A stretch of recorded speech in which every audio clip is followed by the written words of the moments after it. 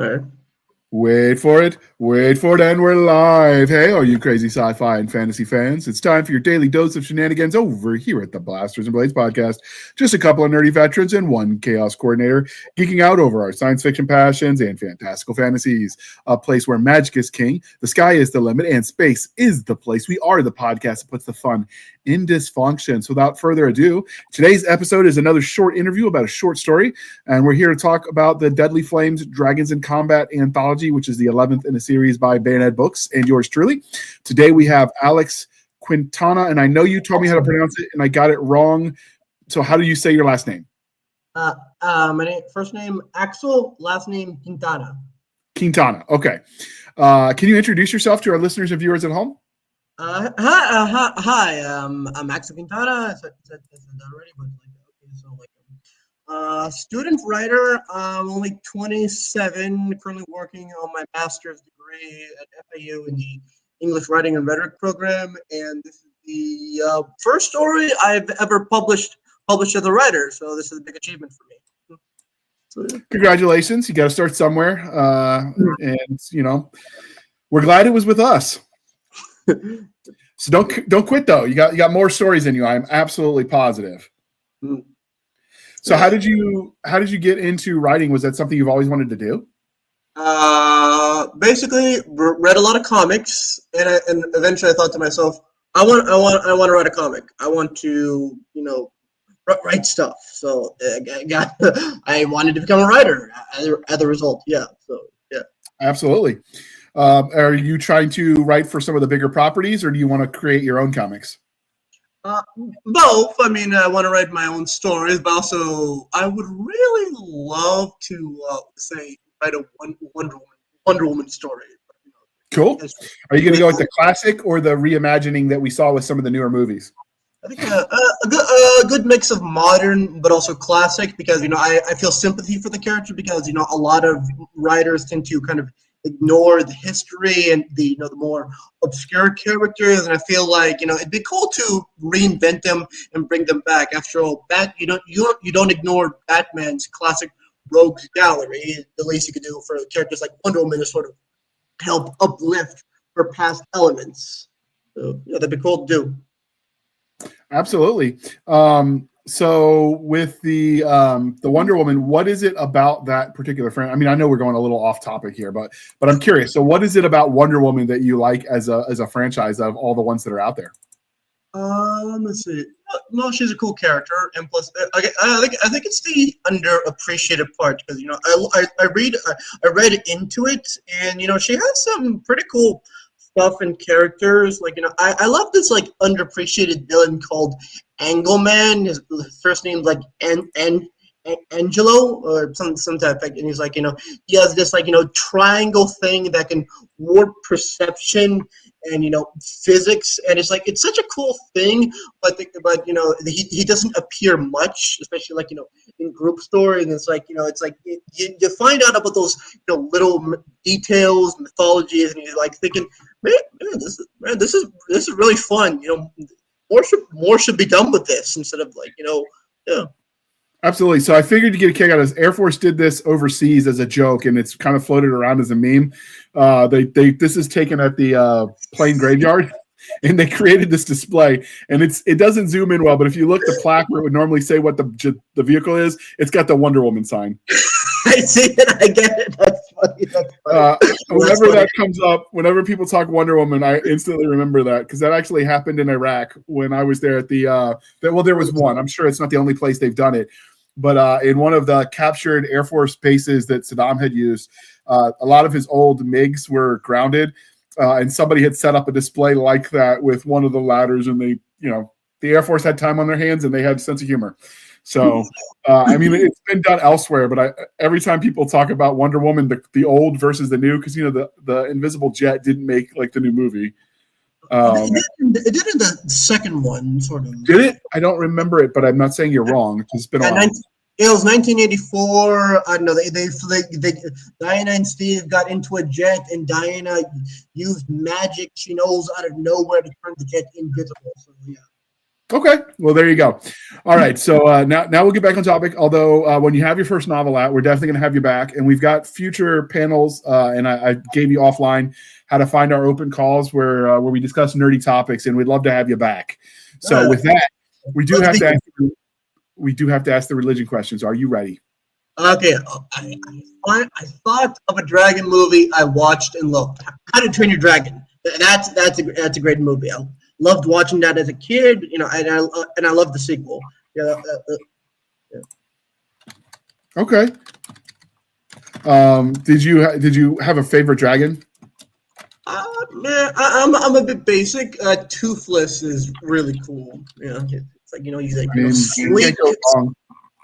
Yeah, he's sleek, sleek, stylish, and the whole the whole dive bomb sound and the sound he makes when he fires his fire breath, which is kind of like a plasma blast. It's it's like the visuals are astounding. But the other dragons are pretty cool. Like the blue one, Astrid flies, where it's has bird-like qualities. The dragons are all very well designed. They're very cartoony but distinct, especially when we get to the the TV shows, which adds in a lot more dragons, who are pretty cool. Yeah, I like the toothless that he's overcoming his disabilities, so he doesn't let that slow him down, which is a good message. Cool. All right, so Aragon, Rain of Fire or Damsel? Okay. I haven't watched. I think I've only watched Aragon a long time ago. It's like I don't know. There's this clip I remember. It's this scene where the guy, he's flying the dragon, and she tells him that as a dragon rider, he can fly on any part of her body, including say the wings and the tails. And so he tries that out. He moves on her and kind of sits on the tail while she's flying high in the air, and the visual of that always felt surreal to me because of it. It's like, oh wow, that's like really really dangerous, man. Hell of a dragon rider. Yeah, that is actually an interesting take on it. I have read the books, but it's been a while. I do need to go back to check that out though. Now that you mentioned it, I should probably rewatch it. But in season 5 now, we're going to be doing more of the movie and book review. So there's plenty of time to get that in before 2025 fades into dust. All right. And because we are polytheistic, The Last Dragon Slayer, Dragonheart, or Dragons of Camelot? I don't think I watched any of those. Are those recent or older?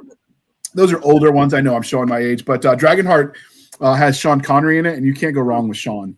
I think I heard of that one. You can't go wrong with the classics, after all. I mean. So, all right. So that's fair if you haven't seen them. Now you got your homework. All right. And the last set of 3. So, Knights of the Damned, Wyvern, or Dragon Fury? I think I may have watched Wyvern. Which one is it? I think I've heard about that.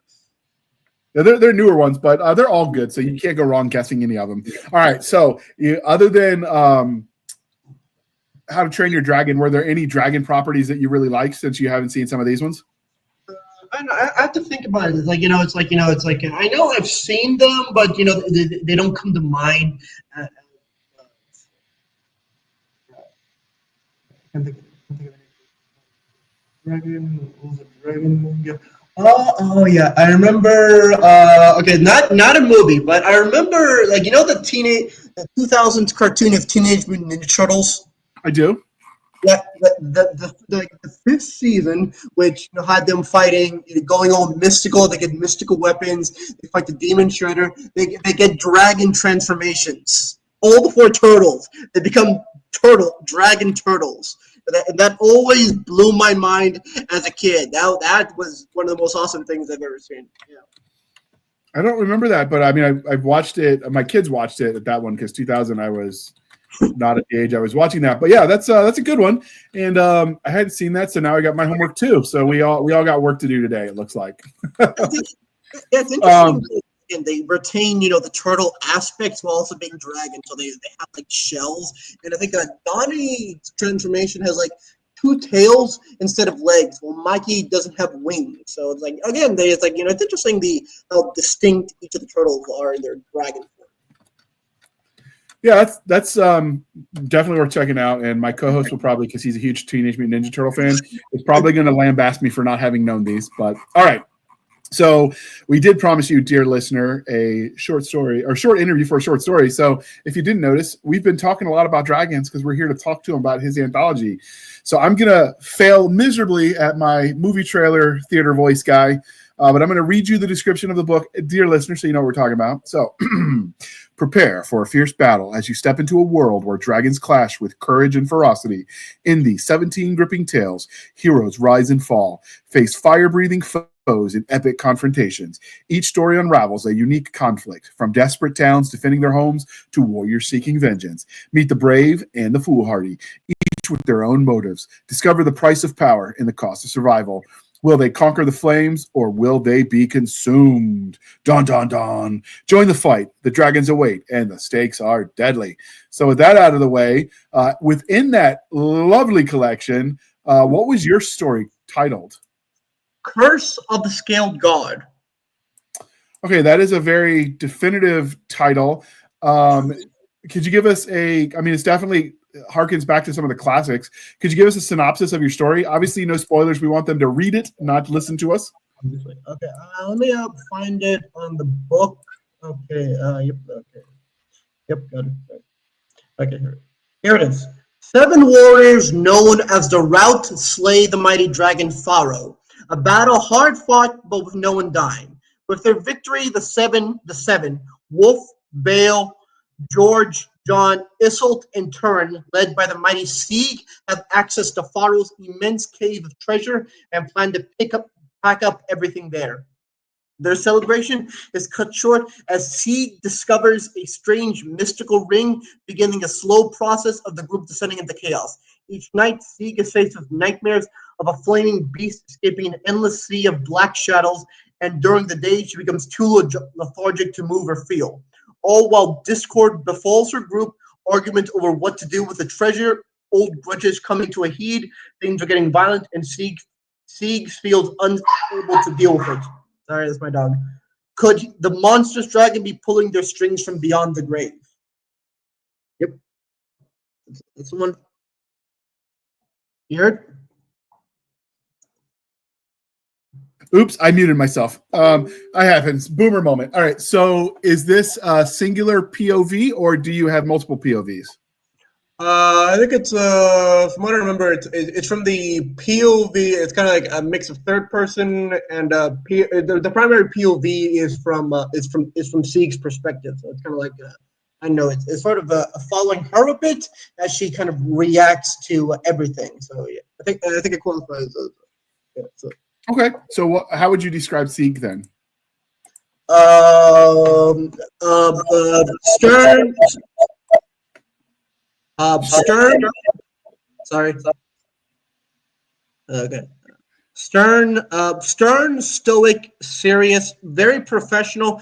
Kind of a cold leader. She leads through authority and strength. Anytime the group has an argument, I know she always ends it just by being there, and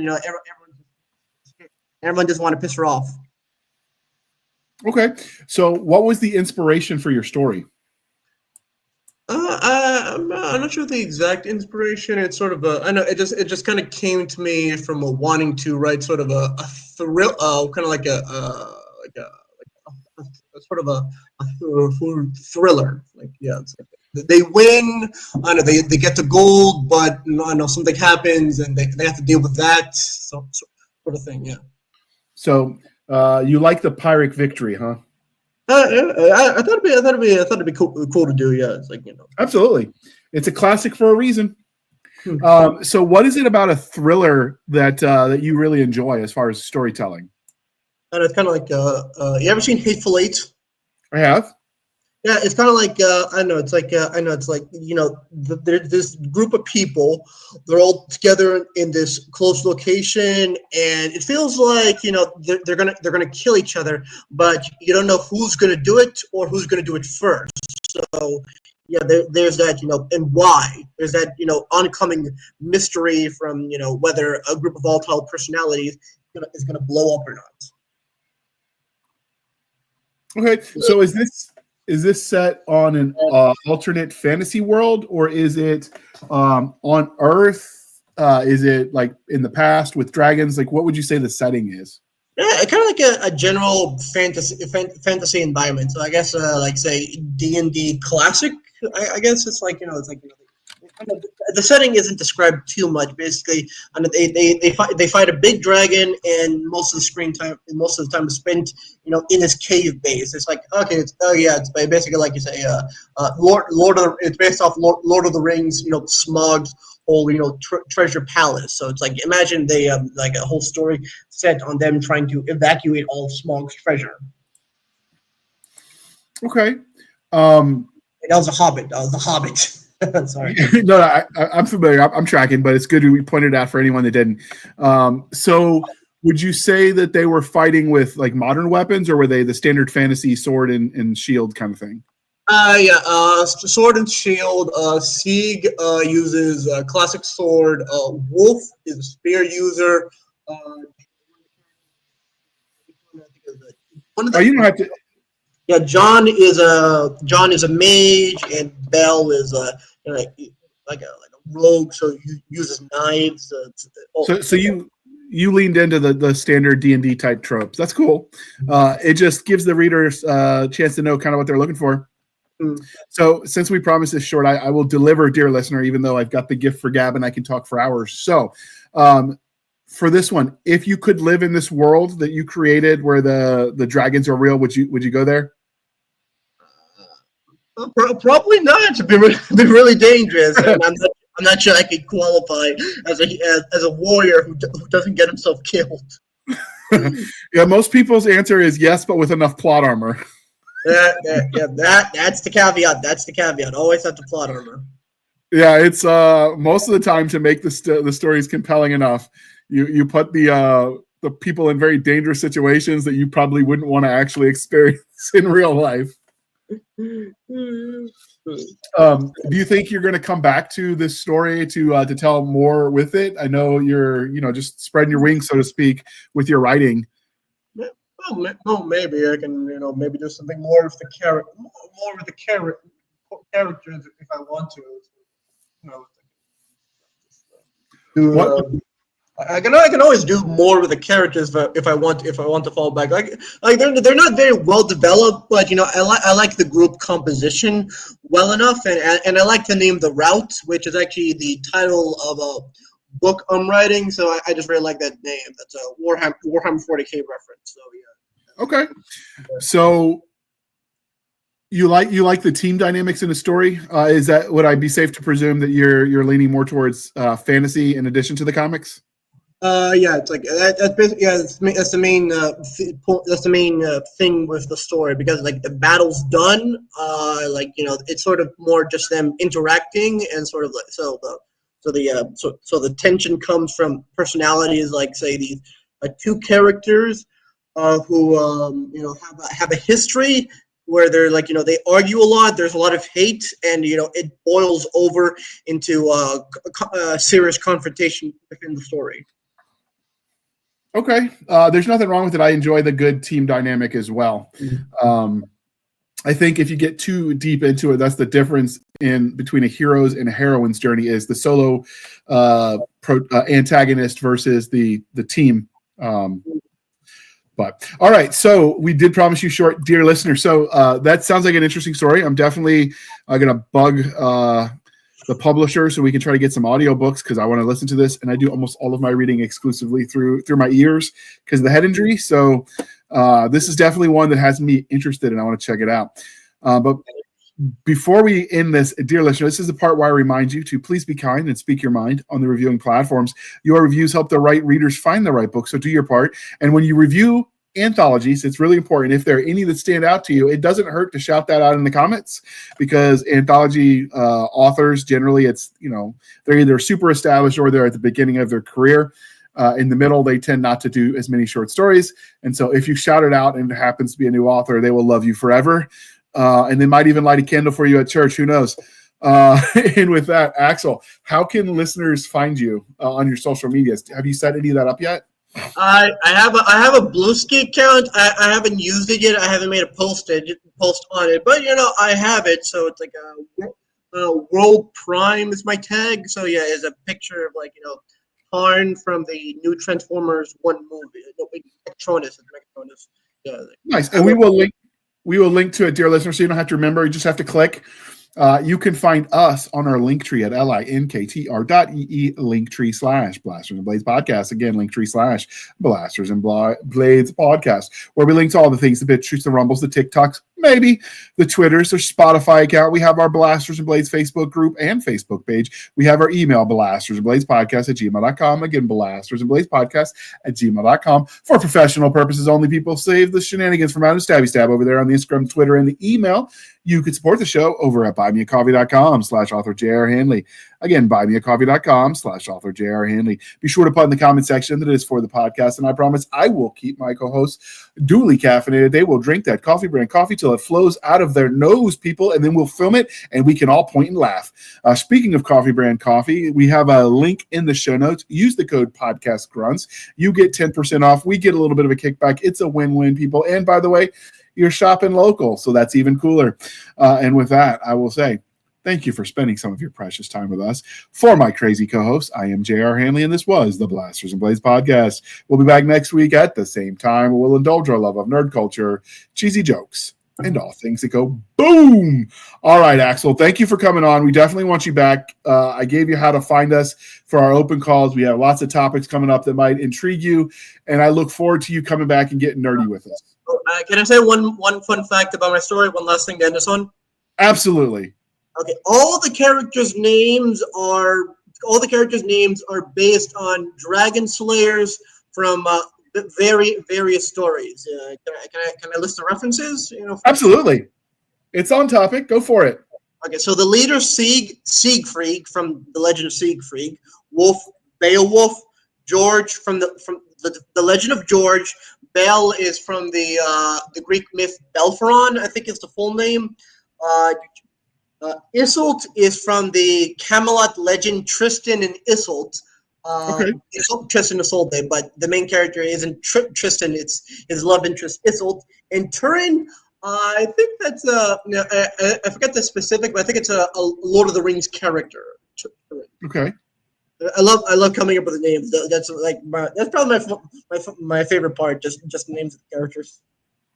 Absolutely, and it's one of the things you'll find as you dive deeper into this world of authoring is you will spend so much time looking at names that you will flag the internet algorithms. They will assume you're looking for names because you're about to have kids, and you'll get flooded with ads for baby supplies.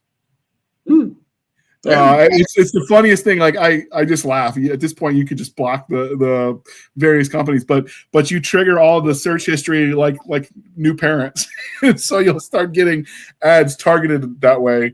Because being an author messes up the algorithms because you're so all over the place. They don't know what to make of you.